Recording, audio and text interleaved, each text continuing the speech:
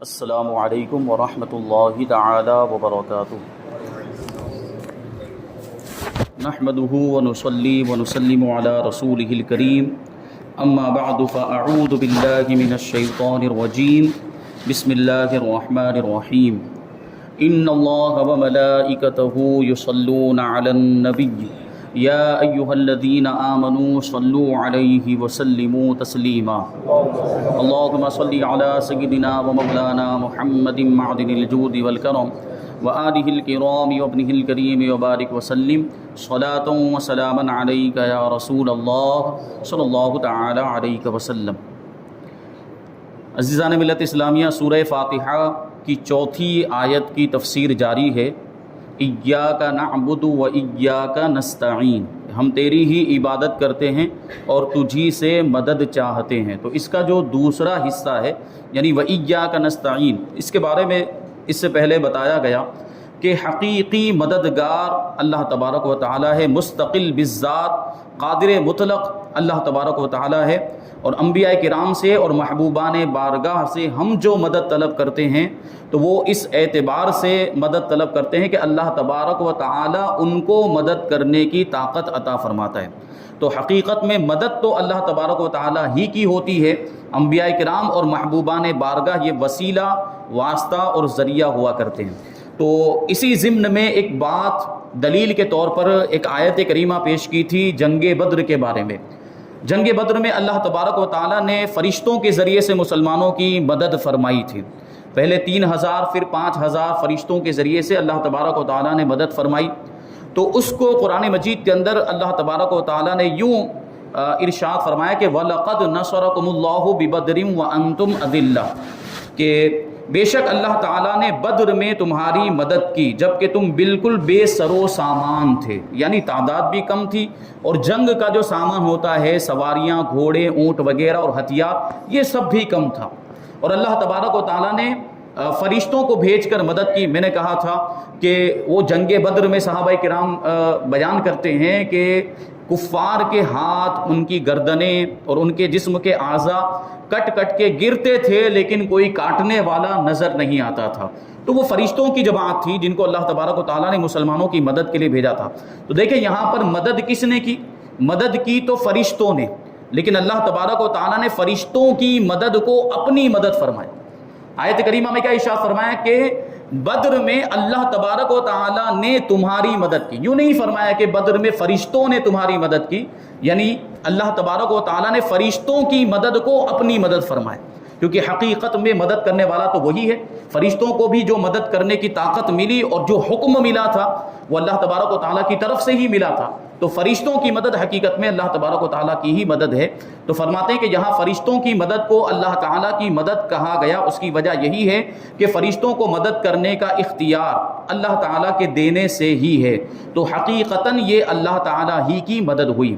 یہی معاملہ انبیاء کرام علیہم الصلوۃ والسلام اور اولیاء اعظام رحمۃ اللہ تعالیٰ علیہم کا ہے کہ وہ اللہ تعالیٰ کی عطا سے مدد کرتے ہیں۔ اللہ کے محبوب بندے اللہ کے عطا کردہ پاور اور طاقت و قوت کے ذریعے سے مدد کرتے ہیں، اور حقیقتاً وہ مدد اللہ تعالیٰ کی ہوتی ہے۔ جیسے حضرت سلیمان علیہ السلام نے اپنے وزیر حضرت آصف بن برخیہ رضی اللہ تعالیٰ عنہ سے تخت لانے کا فرمایا، یعنی ان کو تخت لانے کا حکم دیا۔ وہ بلقیس والا واقعہ بڑا مشہور ہے، وہ اس کے موقع پر انشاءاللہ تفصیل سے بیان کیا جائے گا۔ تو وہ بلقیس جو تھی وہ ملک سبا میں حکومت کیا کرتی تھی۔ ہدہد جو پرندہ تھا اس نے خبر لا کر دی تھی۔ تو حضرت سلیمان علیہ السلام کی بارگاہ میں بلقیس حاضر ہونے کے لیے ملک سبا سے روانہ ہوئی۔ تو حضرت سلیمان علیہ السلام نے کیا کہا تھا کہ بلقیس کے یہاں پہنچنے سے پہلے اس کے تخت کو کون یہاں پر لے کر آ جائے گا؟ تو سب سے پہلے تو ایک عفریت کھڑا ہوا تھا اور اس نے کیا کہا کہ آپ کی مجلس ختم ہونے سے پہلے لے کر آ جاؤں گا۔ تو حضرت سلیمان علیہ السلام نے کہا نہیں، اس سے بھی جلدی چاہیے۔ تو یہ آصف بن برخیہ تھے، انہوں نے کہا تھا کہ آپ کی پلک جھپکنے سے پہلے اس کو لے کر آ جاؤں گا، قبل ان یرتد الیک طرفک، آپ کی پلک جھپکنے سے پہلے اس کو، اور اتنا کہا اور وہ تخت حاضر بھی ہو گیا۔ حضرت سلیمان علیہ السلام نے جب اس کو تخت کو اپنے سامنے دیکھا تو کیا ارشاد فرمایا تھا؟ ھذا من فضل ربی، یہ میرے رب کا فضل ہے۔ جبکہ مدد کس نے کی؟ آصف بن برخیہ نے مدد کی، لیکن اس کو کیا کہہ رہے ہیں؟ یہ میرے رب کا فضل ہے، یعنی یہ حقیقتاً تو رب کی مدد ہے، کیونکہ عاصم بن برقیہ کو یہ وہاں سے یہاں پلک جھپکنے سے پہلے تخت لانے کی جو طاقت اور قوت ہے وہ کس نے عطا فرمائی؟ اللہ تعالیٰ نے عطا فرمائی. تو عاصم بن برقیہ کی مدد حقیقت میں اللہ تعالیٰ کی مدد ہے، یہ تو واسطہ اور ذریعہ بنے تھی. اسی کو کہتے ہیں حضرت سلیمان علیہ السلام نے عاصم بن برقیہ سے تخت لانے کا فرمایا اور انہوں نے پلک جھپکنے میں تخت کو حاضر کر دیا. اس پر حضرت سلیمان علیہ السلام نے ارشاد فرمایا ھذا من فضل ربی، یہ میرے رب کے فضل سے ہے. اور تاجدار رسالت صلی اللہ علیہ وسلم کی سیرت مبارکہ میں مدد کرنے کی تو بہت ساری مثالیں موجود ہیں. بہت سارے ایسے واقعات ہیں کہ اللہ کے رسول صلی اللہ علیہ وسلم نے صحابہ کرام کی اور مسلمانوں کی مختلف مواقع پر مختلف مقامات پر مدد فرمائی ہے کہ اگر سب کو جمع کیا جائے تو ایک ضخیم کتاب، ایک موٹی کتاب تیار ہو جائے. یہاں چند مثالیں اس کی پیش کی جاتی، مختصر، پورا واقعہ بھی نہیں بیان کریں گے، صرف اشارہ کریں گے کہ حضور پاک صلی اللہ علیہ وسلم نے کیسی صحابہ کرام کی مدد فرمائی ہے. صحیح بخاری میں نبی کریم صلی اللہ علیہ وسلم نے تھوڑے سے کھانے سے پورے لشکر کو سیر کر دیا. حضرت جابر ابن عبداللہ کا واقعہ جنگ خندق کے موقع پر جب وہ مسلمان خندق کھود رہے تھے تو جو رسد کا جو سامان تھا وہ بھی ختم ہو گیا تھا، قحط کا معاملہ تھا، اور صحابہ کرام نے بھوک کی وجہ سے اپنے پیٹ پر پتھر باندھے ہوئے تھے. اور بعض صحابہ کرام حضور کی بارگاہ میں حاضر بھی ہوئے کہ وہ اپنی کیفیت بتائیں کہ دیکھیں بھوک کی وجہ سے ہم نے اپنے پیٹ پر پتھر باندھا ہوا ہے. تو صحابہ کرام نے جب یہ اپنے پیٹ پر بندھے ہوئے پتھر دکھائے تھے تو اللہ کے رسول صلی اللہ علیہ وسلم نے اپنا کرتا مبارک اٹھا کر دکھایا. صحابہ کرام کے پیٹ پر ایک ایک پتھر بندھے ہوئے تھے، حضور پاک صلی اللہ علیہ وسلم کے پیٹ مبارک پر 2 پتھر بندھے ہوئے تھے. حضرت جابر ابن عبداللہ رضی اللہ تعالیٰ عنہ نے جب حضور پاک صلی اللہ علیہ وسلم کی یہ حالت دیکھی تو آپ سے رہا نہیں گیا، اور ایک دم جو ہے کہ وہ یوں سمجھے آپ کہ جذبات میں آ گئے، اور انہوں نے سوچا کہ اللہ کے رسول صلی اللہ علیہ وسلم کے لیے کچھ انتظام کرنا چاہیے. فوراً اپنے گھر پہ گئے، اپنی بیوی سے پوچھا کھانے کے لیے کچھ ہے کہ نہیں ہے. تو انہوں نے کہا کچھ بھی نہیں ہے، ایک بکری کا بچہ ہے اور تھوڑا سا آٹا ہے. تو انہوں نے آٹا گوندنے کا حکم دیا اور بکری کے بچے کو ذبح کر کے اور گوشت کو جو ہے کہ حوالے کر کے آئے کہ اس کا سالن تیار کیا جائے اور اس کو ہانڈی کو چولہے پر چڑھا دیا جائے. اب حضرت جابر بن عبداللہ رضی اللہ تعالیٰ عنہ حضور کے پاس آئے اور کان میں آہستہ سے کہا تھا، کیونکہ کھانا یہ پورے لشکر کے لیے کافی نہیں تھا، جتنا ایک بکری کا بچہ وہ کتنے لوگوں کے لیے کافی ہو سکتا ہے، وہ تھوڑا سا آٹا تھا. اس لیے کان میں کہا کہ 2-3 صحابہ کرام کو لے کر آپ ساتھ میں تشریف لائیں. تو اللہ کے رسول صلی اللہ علیہ وسلم نے کیا کیا، پورے لشکر میں اعلان کر دیا کہ آج جابر کے یہاں دعوت ہے، سارے لشکر والے چلو، اے خندق والو جابر کے یہاں دعوت. تو سارے صحابہ کرام پہنچ گئے. اب وہ معجزہ آپ جانتے ہیں، اللہ کے رسول صلی اللہ علیہ وسلم نے حضرت جابر کو پہلے ہی حکم دیا تھا کہ آٹے سے روٹیاں نہ بنائی جائے اور ہانڈی کو چولہے سے نہ اتارا جائے جب تک میں نہ کہوں. اور حضور پاک صلی اللہ علیہ وسلم تشریف لائے، وہ آٹے میں بھی لعاب دہن ڈالا اور ہانڈی کے اندر بھی لعاب دہن ڈالا. پھر ارشاد فرمایا اب روٹیاں بنانا شروع کیا جائے اور اب ہانڈی میں سے سالن نکال کر تقسیم کرنا شروع کیا جائے. پورے لشکر نے شکم سیر ہو کر کھا لیا، اس کے باوجود آٹا ختم نہیں ہوا تھا اور سالن بھی ختم نہیں ہوا تھا. یہ حضور پاک صلی اللہ علیہ وسلم کی مدد نہیں تو اور کیا ہے، حضور پاک صلی اللہ علیہ وسلم نے اس طرح مدد فرمائی. اور دوسری ایک روایت ہے کہ آپ صلی اللہ علیہ وسلم نے دودھ کے ایک پیالے سے 70 صحابہ کو سیراب کر دیا. حضرت ابو ہریرہ کا واقعہ، ایک پیالہ تھا، 70 صحابہ کرام موجود، سب کو پلا دیا، پھر بھی وہ پیالے کا دودھ ختم نہیں ہوا تھا. یہ بھی حضور کا معجزہ ہے. انگلیوں سے پانی کے چشمے جاری کر کے 1400 یا اس سے بھی زائد افراد کو سیراب کر دیا. یہ صلح حدیبیہ کا واقعہ. حدیبیہ جو حضور پاک صلی اللہ علیہ وسلم کو روک دیا گیا تھا عمرہ کرنے سے، تو اس موقع پر جب صحابہ کرام حدیبیہ کے میدان میں جمع تھے، وہاں پانی ختم ہو گیا تو صحابہ کرام نے حضور کی بارگاہ میں پانی کے ختم ہونے کی شکایت کی. تو اللہ کے رسول صلی اللہ علیہ وسلم نے کہا کہ جو کچھ بھی بچا ہوا پانی، مختصر عرض کر رہا ہوں، جو کچھ بھی لشکر میں بچا ہوا پانی اس کو ایک برتن میں جمع کیا جائے. یعنی مشکیزوں میں اگر کچھ رہ گیا ہو، کسی کے پاس کوئی برتن ہے اس میں رہ گیا ہو تو اس کو ایک برتن میں جمع کیا جائے. تو صحابہ کرام نے ایسا ہی کیا، وہ پانی تھوڑا سا جمع ہوا. اب اللہ کے رسول صلی اللہ علیہ وسلم نے اپنا دست مبارک اس پانی کے برتن میں رکھ دیا تو یہ انگلیوں کی جو گھائیاں ہوتی ہیں، انگلیوں کے بیچ کا حصہ، حضور پاک صلی اللہ علیہ وسلم کی مبارک انگلیوں کے درمیان سے پانی کے چشمے جاری ہو. اب صحابہ کرام نے خوب پیا بھی، سیراب ہو گئے. سارے برتن اور مشکیزیں جتنے بھی لشکر میں تھے سب کو بھر بھی لیا، جانوروں کو پلا بھی دیا، اس کے باوجود وہ پانی بچا ہوا تھا. یہ حضور پاک صلی اللہ علیہ وسلم کو معجزہ ہے. حضرت جابر ابن سمورہ رضی اللہ تعالیٰ عنہ بیان کرتے ہیں کہ ہم اس وقت 1400 تھے یا 15 یا 1600 تھے. فرماتے ہیں کہ اگر ہم 1,00,000 بھی ہوتے تب بھی وہ پانی ہمارے لیے کافی ہو جاتا. اب یہ حضور کی مدد نہیں تو اور کیا ہے. پھر لعاب دہن سے حضور پاک صلی اللہ علیہ وسلم نے بہت سے لوگوں کو شفا عطا فرمائی. مشہور واقعہ جنگ خیبر کے موقع پر مولا کائنات کا واقعہ. حضور پاک صلی اللہ علیہ وسلم نے حکم دیا تھا کہ علی کو بلایا جائے صبح کے وقت، وہ تفصیل سے نہیں بیان کرتے، تو لوگوں نے کہا کہ علی کو تو آنشوں پہ چشم ہو گیا، ان کی آنکھ آئی ہے، اس لیے وہ یہاں پہ آئے نہیں، تو اللہ کے رسول نے کہا بلایا جائے۔ جب حضرت علی کو حاضر کیا گیا تو حضور پاک صلی اللہ علیہ وسلم نے کیا کیا، ان کی آنکھ میں لعاب دہن لگا دیا، تو ان کی آنکھ اس طرح سے اچھی ہو گئی گویا کہ کوئی تکلیف تھی ہی نہیں۔ یہ حضور کے لعاب دہن کے اندر وہ برکت تھی۔ اور یہ تمام جو مددیں ہیں چونکہ اللہ تعالیٰ کی عطا کردہ طاقت سے تھیں، لہٰذا یہ سب اللہ تعالیٰ ہی کی مددیں ہیں۔ اس بارے میں مزید تفصیل کے لیے فتاوی رضویہ جدید کی جلد 30 میں اعلیٰ حضرت رضی اللہ تعالیٰ عنہ کا ایک رسالہ ہے الامن والعلا لناعت المصطفیٰ بدافع البلا، کہ حضور پاک صلی اللہ علیہ وسلم دافع بلا ہیں، بلاؤں کو دور کرنے والے ہیں، اور لوگوں کی مدد کرنے کا اختیار آپ کو دیا گیا، یہی دلائل کی روشنی میں اس رسالے کے اندر ثابت کیا گیا۔ اب آگے آیت نمبر 5 سورہ فاتحہ کی اللہ تبارک و تعالیٰ ارشاد فرماتا ہے اہدنا الصراط المستقیم، ہم کو سیدھا راستہ چلا، ہم کو سیدھے راستے پر چلا۔ اب دیکھیں یہاں پہ غور کرنے کی ضرورت، اعلیٰ حضرت رضی اللہ تعالیٰ نے کیا ترجمہ کیا، ہم کو سیدھا راستہ چلا۔ اہدنا الصراط المستقیم کا ترجمہ یہ نہیں کیا جائے گا کہ ہم کو سیدھا راستہ دکھا، یہ وہابیوں نے، دیوبندیوں نے، بد مذہبوں نے یہ ترجمہ کیا ہے کہ ہم کو سیدھا راستہ دکھا، ان کو دیکھنے کی ضرورت ہوگی اسی لیے تو گمراہ ہو گئے، سیدھا راستہ ان کو معلوم نہیں تھا، ہمیں تو سیدھا راستہ بتا دیا گیا، حضور پاک صلی اللہ علیہ وسلم نے ہمیں بتا دیا، قرآن سے ہمیں معلوم ہو گیا، ہمارے علماء نے، بزرگان دین نے، مشائخ نے ہمیں سیدھا راستہ بتا دیا، اب دیکھنے کی ضرورت نہیں، اب چلنے کی ضرورت ہے، اس لیے ترجمہ کیا کریں گے، ہم کو سیدھا راستہ چلا۔ اللہ تعالیٰ کی ذات و صفات کی معرفت کے بعد اس کی عبادت اور حقیقی مددگار ہونے کا ذکر کیا گیا اس سے پہلے، اور اب یہاں سے ایک دعا سکھائی جا رہی ہے کہ بندہ یوں عرض کرے کہ اے اللہ تو نے اپنی توفیق سے ہمیں سیدھا راستہ دکھا دیا، اب ہماری اس راستے کی طرف ہدایت اور رہنمائی میں اضافہ فرما اور ہمیں اس پر ثابت قدم رکھ، اس راستے پر ہمیں چلنے کی توفیق عطا فرما اور اس پر ہمیں ثابت قدم رکھ۔ یہاں پہ اب جو ایک لفظ آیا ہے صراط مستقیم، اس کی تھوڑی تفصیل بیان کریں گے کہ صراط مستقیم سے مراد یہاں پر عقائد کا سیدھا راستہ، یعنی اہل سنت و جماعت کے جو عقائد ہیں وہ اصل سیدھا راستہ صراط مستقیم سے یہی مراد، کیونکہ جو فروعی مسائل ہوتے ہیں اس میں تو اختلاف ہوتا رہتا ہے، ائمہ کا بھی اختلاف ہے، جو 4 امام ہیں ان کا بھی اختلاف پائے، نماز کے بہت سارے مسائل میں، طہارت کے بہت سارے مسائل میں، دیگر بہت سے دوسرے مسائل میں چاروں اماموں کا اختلاف ہے، تو یہاں وہ مسائل مراد نہیں، یہاں پہ عقائد مراد، کیونکہ عقائد میں سب متفق ہیں،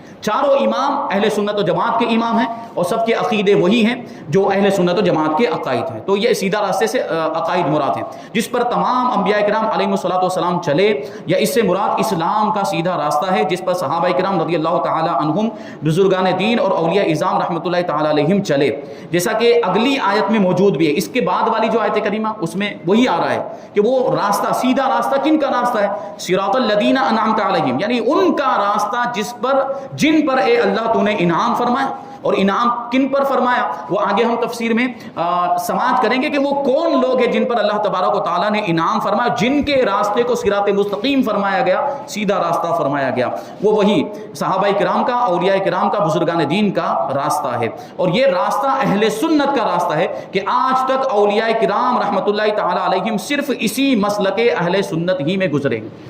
غور کرنے کی بات ہے، یہ بڑی جو ہے کہ فضیلت والی بھی بات ہے کہ اہل سنت جتنے بھی اولیاء کرام ہوئے وہ اہل سنت و جماعت میں، غوث پاک اہل سنت و جماعت سے تعلق رکھتے ہیں، غریب نواز اہل سنت و جماعت سے تعلق رکھتے ہیں، خواجہ نظام الدین محبوب الہی ان کا بھی تعلق، صابر پاک ہوں یا قطب الدین بختیار کاکی ہوں، ہمارے خواجہ دانا ہوں، جتنے بھی اولیاء کرام ہیں سب کا تعلق کس سے، اہل سنت و جماعت سے، اور بد مذہبوں میں ڈھونڈنے جائیں گے تب بھی کوئی ولی نہیں ملے گا، یہ وہابی دیوبندی اپنے اندر سے کوئی بھی ولی نہیں دکھا سکتے، یا یہ ثابت نہیں کر سکتے کہ جو بزرگان دین ہیں یہ ان کے مسلک سے تعلق رکھتے تھے، نہیں، بلکہ یہ سارے اولیاء کرام کا تعلق اہل سنت و جماعت ہی سے تھا، اور اس سے بھی تو یہ بات ثابت ہو جاتی ہے کہ اگر کوئی مسلک حق ہے تو وہ اہل سنت و جماعت کا مسلک ہے، کیونکہ یہی اولیاء کرام کا مسلک ہے، بزرگان دین کا مسلک ہے۔ یہ جو وہابی دیوبندی ہوئے ان کی تاریخ کو تو مشکل سے 200 سال ہوئے ہوں گے، اور ہمارا جو مسلک ہے تو 1450 سال پرانا ہے، تو ظاہر سی بات جو زیادہ پرانا ہوگا وہ صحیح ہوگا یا جو ابھی نیا نیا پیدا ہوا ہے وہ صحیح ہوگا؟ تو 1450 سال پہلے کا جو طریقہ ہے وہی صحیح ہے، صحابہ کرام کا طریقہ۔ تو سارے اولیاء کرام اہل سنت و جماعت ہی میں گزرے ہیں، اور اللہ تعالیٰ نے انہی کے راستے پر چلنے اور انہی کے ساتھ ہونے کا حکم بھی فرمایا۔ اللہ تبارک و تعالیٰ کا ارشاد ہے، یا ایھا الذین آمنوا اتقوا اللہ وکونوا مع الصادقین، اے ایمان والو اللہ سے ڈرو اور سچوں کے ساتھ ہو جاؤ۔ اب سچے کون ہیں؟ اس کی تفسیر میں یہی بیان فرمائے گا کہ اولیاء کرام، صحابہ کرام، محبوبان بارگاہ یہ سب سچے ہیں۔ تو اللہ سے ڈرنے کے بعد ان کے ساتھ ہونے کا حکم دیا گیا، اور ان کے ساتھ ہونے کا مطلب کیا؟ ان کے طریقے پر عمل کرنا، ان کے مسلک کو فالو کرنا، یہی مطلب ہے۔ حضرت انس رضی اللہ تعالیٰ عنہ سے روایت ہے کہ اللہ کے رسول صلی اللہ علیہ وسلم نے ارشاد فرمایا، بے شک میری امت کبھی گمراہی پر جمع نہیں ہوگی، اور جب تم لوگوں میں اختلاف دیکھو تو تم پر لازم ہے کہ سواد اعظم یعنی مسلمانوں کے بڑے گروہ کے ساتھ ہو جاؤ۔ اور یہاں سواد اعظم سے مراد کیا ہے؟ اہل سنت و جماعت۔ اگر اختلاف ہو جائے، اور ابھی آگے کی حدیث میں آپ دیکھیں گے جو فرقے ہوئے، تو وہاں پر حکم یہ ہے کہ ان فرقوں کے چکر میں نہیں پڑنا، جو سیدھا راستہ ہے وہ اہل سنت و جماعت کا راستہ ہے، وہی سواد اعظم ہے، اور اسی کی اتباع کرنی ہے، اسی کی پیروی کرنی ہے۔ حضرت عبداللہ ابن عمرو رضی اللہ تعالیٰ عنہ سے روایت ہے کہ نبی کریم صلی اللہ علیہ وسلم نے ارشاد فرمایا، بنی اسرائیل 72 فرقوں میں تقسیم ہو گئے تھے، اور میری امت 73 فرقوں میں تقسیم ہو جائے گی، ان میں سے ایک کے علاوہ سب جہنم میں جائیں گے، ایک جنتی ہوگا، باقی سب جہنمی ہوں گے۔ تو صحابہ کرام رضی اللہ تعالیٰ عنہم نے عرض کیا، یا رسول اللہ صلی اللہ تعالیٰ علیہ وسلم، وہ ایک فرقہ جو نجات پانے والا ہوگا، جو جنت میں جانے والا ہوگا، وہ کون سا فرقہ ہوگا؟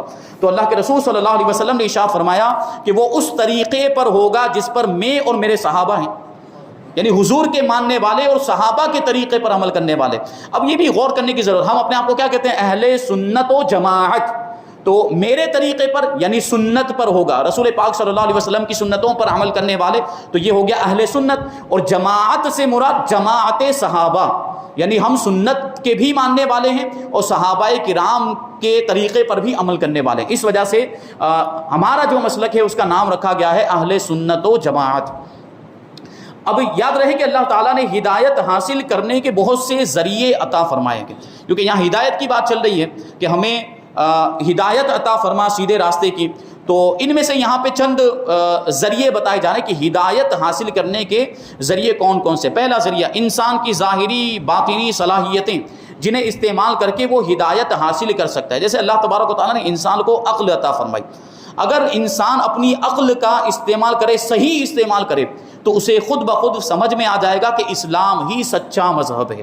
یعنی دوسرے مذہب کا ماننے والا بھی اگر غور و فکر کرے اور صحیح انداز میں انصاف کے ساتھ اناد اور سرکشی کا چشمہ اتار کر وہ غور و فکر کرے گا، تو اس کو اندازہ ہو جائے گا کہ اسلام ہی سچا مذہب ہے، اور وہ پھر اپنے باطل مذہب کو چھوڑ دے گا۔ دوسرے نمبر پر آسمان و زمینوں میں اللہ تعالیٰ کی قدرت و وحدانیت پر دلالت کرنے والی نشانیاں، جن میں غور و فکر کر کے انسان ہدایت حاصل کر سکتا ہے۔ جیسے اللہ تبارک و تعالیٰ نے بلند و بالا پہاڑ بنائے، یہ آسمان بنائے، ساتوں آسمان بنائے، اور زمین کے اندر کیسی عجیب و غریب مخلوقات موجود ہیں، رنگ برنگے درخت موجود ہیں، پرندے موجود ہیں، اور پھر سمندر کی مخلوقات، اور اس کے علاوہ بہت ساری مخلوقات اور بہت ساری چیزیں ایسی اللہ تبارک و تعالیٰ نے بنائی ہیں کہ ان میں انسان غور و فکر کرے تو اسے اللہ کے وجود کا یقین ہو جائے گا کہ یہ جو چیزیں ہیں یہ بغیر کسی بنانے والے کے وجود میں نہیں آ سکتی، ان کا کوئی بنانے والا۔ اسی وجہ سے حکم یہ ہے کہ اگر کوئی جنگلوں میں رہتا ہے، پہاڑوں میں چلا گیا، بیابان میں چلا گیا، اور وہاں اس تک کوئی تبلیغ کرنے والا نہیں، یعنی اسلام کے احکام کسی نے اس تک پہنچائے نہیں، تو اس کا مطلب یہ نہیں کہ وہ معذور ہے، وہ بہانہ نہیں کر سکتا، وہ عذر پیش نہیں کر سکتا کہ میرے پاس تو کوئی سکھانے والا ہی نہیں آیا تھا، مجھے تو کسی نے تبلیغ ہی نہیں کی، اسلام کے احکام ہی نہیں پہنچائے، تو میں تو مجبور نہیں۔ اللہ تبارک و تعالیٰ نے اس کو عقل عطا فرمائی، وہ عقل کے ذریعے غور و فکر کر کے وہ اس نتیجے پر پہنچ سکتا تھا کہ اللہ تبارک و تعالیٰ موجود ہے، اور اللہ تبارک و تعالیٰ کے وجود کا اقرار اس پر لازم تھا، لہٰذا اگر وہ شرک اس نے کچھ کیا ہے تو اس کو معذور نہیں سمجھا جائے گا۔